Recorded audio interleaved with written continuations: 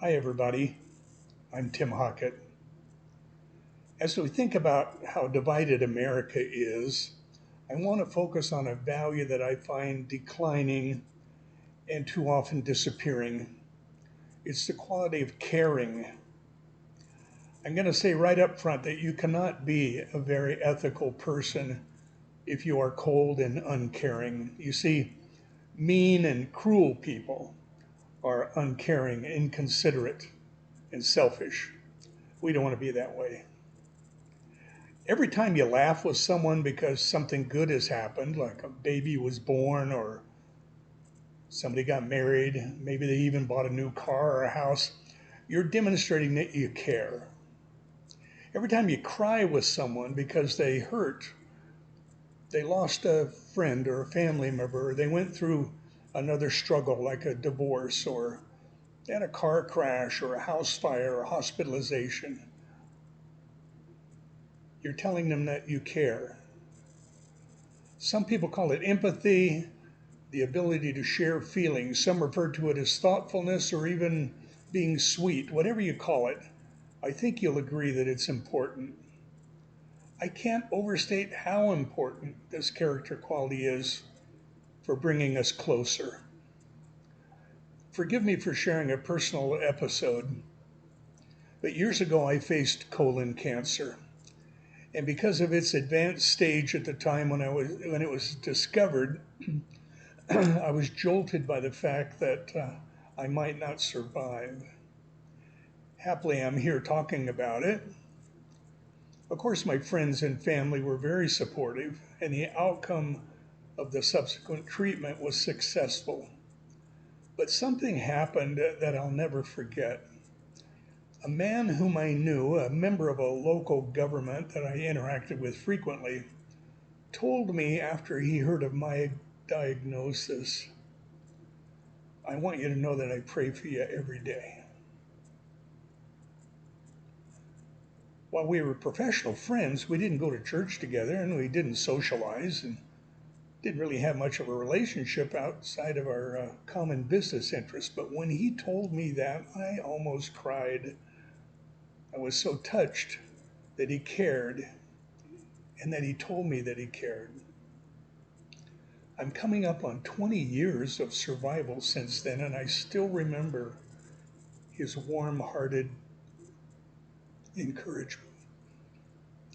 When I was growing up, it was pretty common to stop if someone was pulled over the side of the road with obvious car trouble.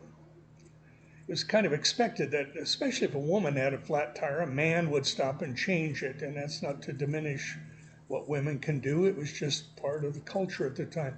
And if the person in distress offered to pay the helper for his help, he would surely turn it down. I know culture changes. We have a more emergency, auto towing insurance and road repair coverage, and occasionally we hear of someone maybe being assaulted or for having tried to help. But for whatever reason, we're losing our sympathy, our empathy for others. I think everybody ought to read that good old story of the Good Samaritan in the New Testament in Luke chapter 10. Today, while there are a lot of people who might help someone in distress, there are too many who would not. Why are we becoming hard hearted? I don't know. I'm not certain. I do know that sometimes our leaders don't provide us with a very good example.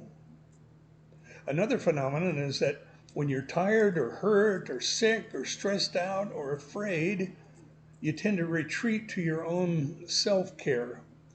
So you might say, I can't help. I got too many problems of my own. That sounds like a pretty good excuse. But I'm here to tell you today that it really is an excuse. See, it's when we're struggling and we're down that we need each other more than ever. And in my view, Americans need to be helping each other, pulling each other up, hugging each other, shaking hands more, smiling more, greeting more to help get us past our division. And those helping hands and genuine hugs require caring people behind them. I want to suggest that you try a little experiment. During those heady hippie days back in the 60s, there was a common bumper sticker that said, "Do random acts of kindness." I still love its sentiment. I always thought it was the exact opposite of vandalism, random destruction. So I want to encourage you to do some nice thing for someone for no reason. For no reason other than to show that you're thinking about them. Send a card, write a little post-it note. Just signal to someone that you care. If enough of us do that, maybe we can turn the tide against division in our country. Someone once said the opposite of love is not hate. The opposite of love is not caring. Think about it. Thanks for watching. Subscribe, like, and share. I'm Tim Hockett.